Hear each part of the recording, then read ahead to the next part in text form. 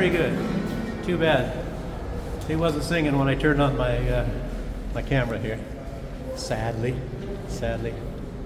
Well, today, people, what is it the day? The date is Thursday. Well, the day of the week is Thursday. The date is the 21st of November, 2024. Things are really, hot. It's not like any big, actually some significant events have happened, but it's not like, I don't know, what do you say? Really not game, I don't know, how do I say this? Not game-changing events, so to speak, even though they are game-changing. I already talked about what happened with the nuclear stance of Russia being updated. And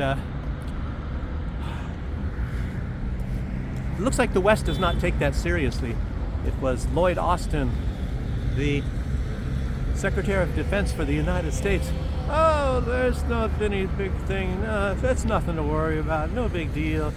Blah, blah, blah, blah, blah, blah, blah. I don't think so. The atmosphere that's going on right around now in the world, I don't know, I guess with the relations between the United States or the West in general and Russia is very much, if I'm not mistaken, it's a lot like what was happening maybe in the first year and maybe just before the special military operation. And what I mean by that is the United States continues with provocations, one provocation after the other. And even though Joe Biden is on his way out, he can still do a lot of damage. As a matter of fact, maybe he'll do more damage. Hey, I'm in Belarus. They have to stop if I want to walk across. It's not like States. So, shopping mall over here. Some guy on a bike. So, yeah, but some of the other things that have happened, like I said, they're important events. A lot of important news. And one of the pieces of news is, of course, Joe Biden on his way out. Looks like Zelensky is his boy. He's doing everything he can for old Zelensky. There's a debt. I'm not sure what the total. I can't say the debt, but the United States, how many billions, tens of billions, many billions that they've given to Ukraine. But one part of it, he's trying to, and it looks like maybe he'll do it, because I think, with his influence right now in the House of Representatives and the Senate, he can just pass it through, is that he wants to forgive, it's $4.5 billion compliments of the United States taxpayers to Ukraine. In other words, loan money. So, you don't have to pay it back. And that sounds like a lot of money, and it is a lot of money, obviously. I mean, what can I do with $4.5 billion? That's, I think, larger than Trump's fortune. Donald Trump, I think he had a maybe fortune of $3 billion at one point in time.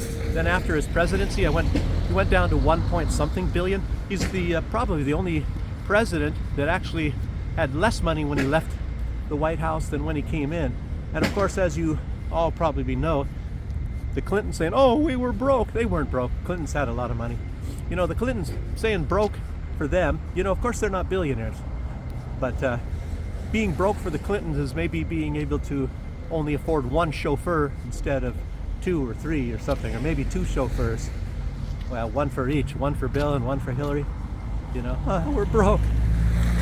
A lot of these, rich people, what they consider broke and what we consider broke are two completely different things. Complete different worlds. Okay, and I guess Joe Biden recently, I believe they just agreed to send $60 billion to Ukraine. Compliments again of the United States taxpayers. Gosh, and some of these people are really scared, about Donald Trump, that he's going to stop the money flowing to Ukraine. And in truth, long before the special military operation, I'm talking maybe, let's see what year, right around the year 2000 or so, which is a long time ago, I remember being told by people from the Soviet Union, not from Russia, but the Soviet Union, different places, that Ukraine was a tremendous basket case in many ways. Lots of corruption, even back in those days. Huge corruption. And, even though Ukraine has a lot of resources. Ukraine, don't ask me how, but they're never, they were always needed to get support from mostly Russia or from the rest of the Soviet Union. They were never self-sufficient, which is very strange. They have more, natural resources than any other country, maybe in the entire Soviet Union, except for Russia. But Russia's a big place. If you take a certain particular area, maybe the size of Ukraine, I don't know if there's areas within Russia that have more resources. Another place, as you know, Venezuela has also some of the greatest resources on earth. And you look at some place, which is amazing. I'm in Belarus right now, and they have virtually no natural resources, but yet it's a nice country. Now, can you think about that? Think about that for just 1 minute. Why is Belarus doing fine? There's no homeless people on the streets, drug addicts, there's no rapes. Look at, as you see, the place is clean. Let me walk over here. I'm in no wars, all sorts of things like that. So why is that? Without any resources. Can you tell me about any of Belarus's resources? They have oil? No. They don't have any of this stuff.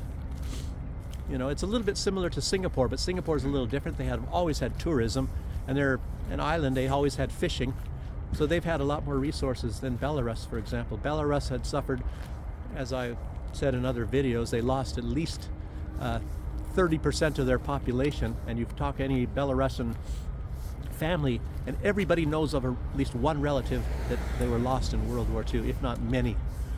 So, and we look at Gaza and all that right now, and it's even worse than what's going on in Gaza, what's happening to Belarus in World War II. And nobody really talks about Belarus. They talk only about Poland or some other places. Oh, poor us, poor us, poor us.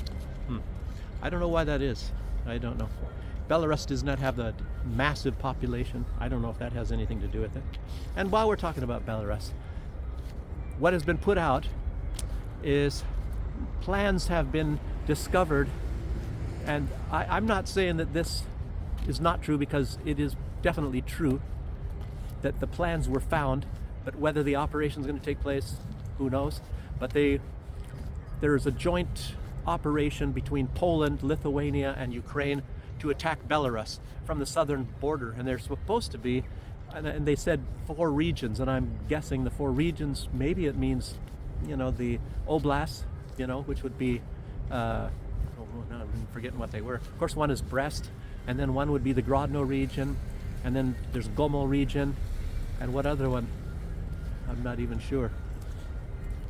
But anyway, those are the 3 of the regions, and that's a little big portion of Belarus, which means that they can attack Minsk even to where I'm at right now. And odd that I'm this place right here, and I don't want to say anything about it. Maybe I shouldn't have even shown it, but I don't think there's any weapons being made there. It was in the past, a long time ago. We're talking about World War II. Forget it, forget it, forget it. Say no more. I don't think it's, I don't know. It's not, I hope it's not anything secret. There's no secret. Nothing's being made there right now. Of course. But anyway, this aggression against Russia, well, what's it all about? What is the impetus? What is the impetus for, like Joe Biden, he also now signed documentation that says Ukraine is allowed to use anti-personnel landmines, and the mines that they have been using en masse, by the way, already for a long time, are landmines with batteries. And of course, sometime the battery runs out, but the ones that they're now, given authorization to use, there is no battery, and they can go off in 10 years or 15 years. So, long time from now, instead of, say, 3 years. I don't know how long the batteries last in the ones that they actually have deployed up until now, but now they're going to be using more devastating ones. They're okaying so many things. Russia apparently has some strategic bombers, and apparently they did some bombing last night, but the Ukraine has got authorization from, actually Joe Biden has given authorization to Starmer from UK to give authorization to Ukraine to use long-range missiles. What are those called? Whatever they're called. I don't know if they're that's probably the Storm Shadow too, but France has a version of that. I guess it's very close. So anyway, I guess yesterday Ukraine bombed some part of Russia, and I guess maybe there was some weapons there. I don't know if there was really weapons, because there was no secondary explosions like what would happen if you bomb a weapons depot, and that didn't happen. But there was just some Russian that was filming after the first bomb went off, and he had it in the direction, and he was probably over 100 meters away, because the explosion didn't have the reverberations on his camera that you would normally have. So, but anyway, it looks like they were hitting to me. And then I saw something on Russian news, and I don't know if they're talking about the same attack, but that they used storm shadows on something else, and Russia shot them down. I don't know if it was the same one, the same attack, because it didn't look like they shot them down. I don't know. But yes. And was I talking about the impetus? The impetus for all of this, all of these provocations from the United States and NATO in general, is these mysterious North Korean troops that nobody has ever seen. Russia hasn't even seen them. Belarus hasn't seen them. You know, we're right here. And nobody has seen these North Korean troops. And there's supposed to be some big reward. I think that Petro Poroshenko, the former president of Ukraine, said, you know, like I mentioned in the last video, there's a big reward if you capture the capture of the first North Korean soldier. But you know what's going to happen if they do, and they claim that somebody is North Korean? They're probably from Kazakhstan or something. There are Russian, what did I say? Anyway, there are people from the former Soviet Union that are Asian, and they're, some of them, and a lot of them, of course, over time, maybe the past times during the Soviet Union, they settled in Russia, so they're Asian, and maybe they're in the military, or somebody that looks Asian, so they're going to capture somebody and say, this is a North Korean, something like that. You know, you'd have to catch somebody alive, or maybe they're going to come up with a fake. You never know. You know, the West is good at faking a lot of stuff. So some guy that say they're North Korean and they promise him a lot of money, who knows what. Maybe they will kill him even. You know, they do that. That's what the West does. They set up patsies, and then they do kill them, as if they were actually something. You know, all you have to do is admit it or something on camera.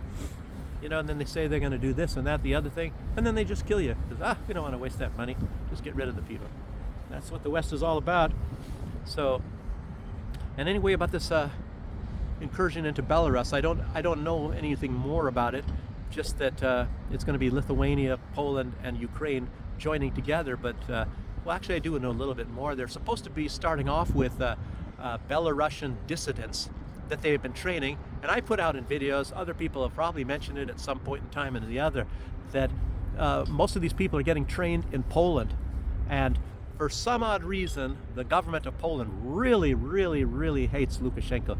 So there was like a picture, just some kind of, I think it was a climate picture, COP they call it, and all these people, I don't know, 30 leaders, I mentioned it in a video, they were posing for the picture. You know how they do these family photos, they call it. And Duda from Poland, he refused to get his picture taken because Lukashenko was also in the picture. You know, I mean, you can see why you'd hate Lukashenko, because the guy's been in there for a long time, never caused any wars whatsoever. Belarus, the people are far better off in Belarus than they are in Poland, you know. So this is some crazy stuff, you know. And of course, it's mostly jealousy, I guess. And it's also was put out, and it's obvious that you can even figure out that they would. But a lot of these countries, just basically on what you see and what I've told you, is they're all wondering at Belarus, how can Belarus be such a decent country with no natural resources? You know, there's no poor people in the streets or nothing like that. And so the United States looks really closely at Belarus. They study Belarus, and they're wondering how that could possibly be. But it's very, very, very simple. Look at all the corruption over there. Look at where the money goes. It goes into wars and things like that. And Lukashenko, you could say he's the symbol of stability. And he knows that wars are the opposite of stability. And he actually cares about the environment. Like I said, he over and over again, he's saying that we're hurting the environment. And the number one thing are these wars. Wars is the biggest source of pollution and the harm to the environment than anything. And you never hear that out of the United States. You don't hear it out of Germany. No, they're all pro-war. You know, they're all pro-pollution. But no, you got to get rid of that CO2. You know, the CO2. What is that? That nasty molecule that's part of photosynthesis that, that brings about, for example, releases oxygen molecules, for our atmosphere. Most of it's nitrogen. I think, 92% or 96% or whatever is nitrogen of what we breathe. But there's oxygen involved in that too, in it. But, all these things are needed. And to get rid of that CO2, and if you remember, anytime in biology, in the old days at least, they don't tell you that CO2 is a pollution. But now it's a big pollution and it's something evil and we got to get rid of it. Bill Gates wants to destroy all CO2. Bill Gates, the great scientist, the great doctor, Dr. Bill Gates. You can't believe, I tell you what, I got sensitive eyes. Something blowing in my eyes right now. So, anyhow, another thing that's happening right now, Seymour Hersh has put out, as you know, Seymour Hersh, very, very good investigative journalist, goes way, way, way back, and he's been very, very reliable, far more reliable than a lot of the jokers nowadays. But he is putting out that anyway, he's heard it because I saw this before he even put it out, and I guess who knows where the information comes from. It wouldn't be put out by Seymour Hersh unless there's some reliability to it. But that not Ukraine, Israel is planning on annexing the West Bank, and within weeks, they say. I don't know, and you start to look at how are they going to pull that one off. That's a huge military operation. It's not like they have as much military as what was in Gaza, of course, but it's a much bigger place, and there are people there, and the Palestinians, they don't really appreciate constantly. They've grown up. All the generations, practically everybody in Palestine now, from the oldest person down to the youngest, these people have grown up basically with resistance, being humiliated by the Israelis over and over again. Israelis, they've always been hoping to drive the Palestinians out of there so they can take over the land, and they're on their dream for Eretz Israel.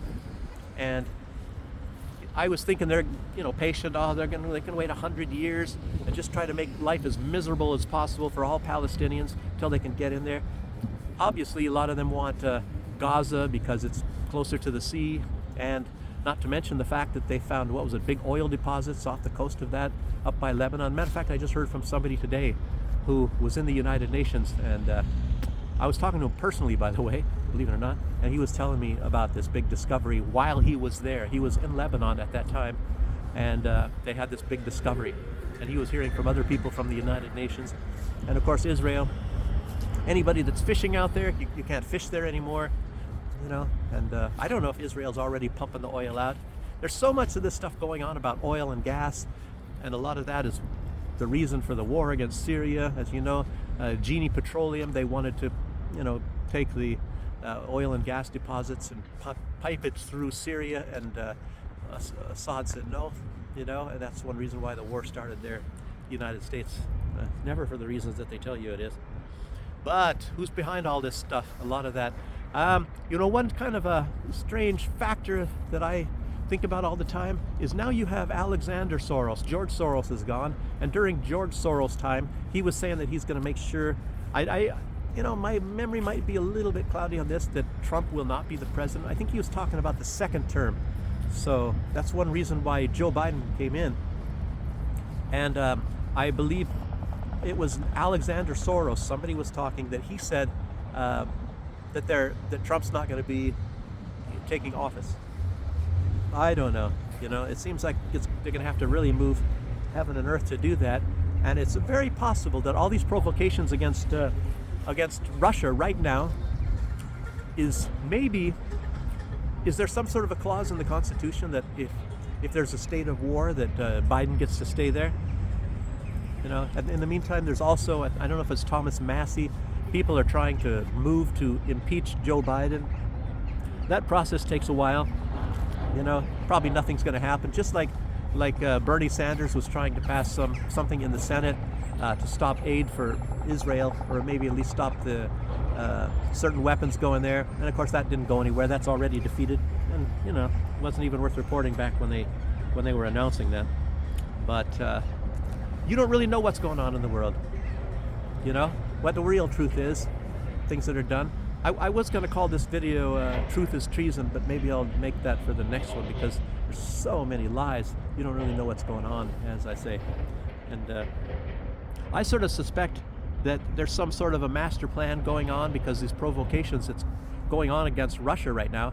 And basically the U.S. is, flipping the little finger at Russia, and Russia is saying we have security concerns, and take that, Russia. That's what the U.S. is doing. And, they don't care. That's what was happening before the military operation. And that's why it started. And I'll tell you what, since the UK, Russia had made it clear that when these long-range missiles are going to be used, they know for a fact that it's going to be used jointly. The country that supplies them as well as Ukraine. So if it's British Storm Shadow missiles, that means that Britain is actively involved in the war. Some people are even talking about it. I don't know if it was Tucker Carlson, but a lot of people are saying that there is an official state of war, or an unofficial, I would actually say, between Russia and the United States and Russia and Great Britain. And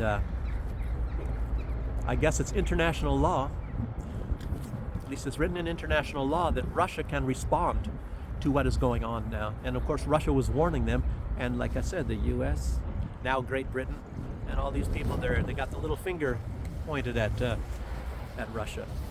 So they're going to try to do whatever the hell they want to do. And it's just a provocation, and they're saying, it's like, we dare you, we double dare you. Just like before the special military operation, Russia kept saying, stop doing this, stop moving troops over there, stop amassing more and more. They're getting ready to attack the Donbass, or maybe all they were trying to do is to get Russia to defend those people, those Russian people, they're ethnic Russians that never wanted to be a part of Ukraine, never in their history, which is not even that long. It's like 1917. Whatever. When did Lenin give Donbass to Ukraine? In Ukraine, it's amazing that they come up with this fake history, and I think they're even claiming that these major parts of Russia are part of Ukraine. I think it even includes Krasnodar, to be honest with you.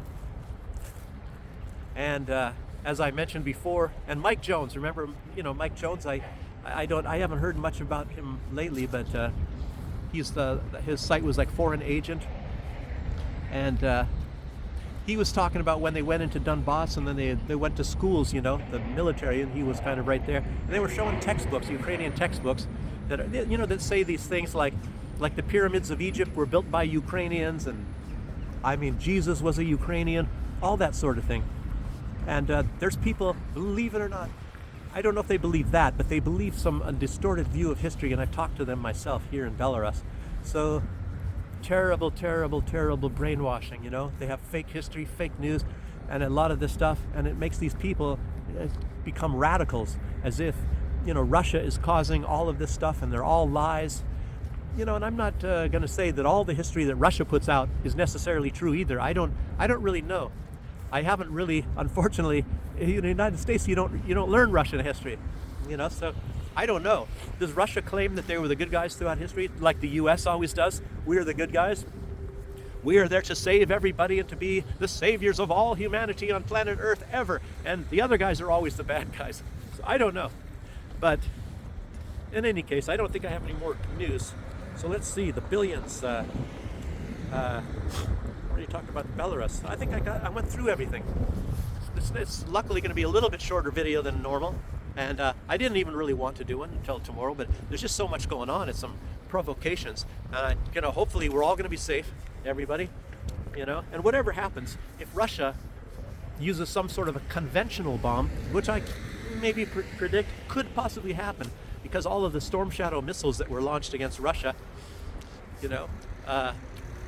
if they do, if it's against some U.S. asset, I'm just hoping nobody gets killed. Maybe sends a signal to the United States or to Great Britain, that you guys are making a mistake. And of course, that's not going to make them change, but it's going to maybe make them hesitate a little bit more, or they might just start pounding their chest and saying rah rah rah rah rah. But you never know. Anyway, thanks for joining me. Thanks for the comments, everybody. I appreciate it, and see you on the next one. So bye bye.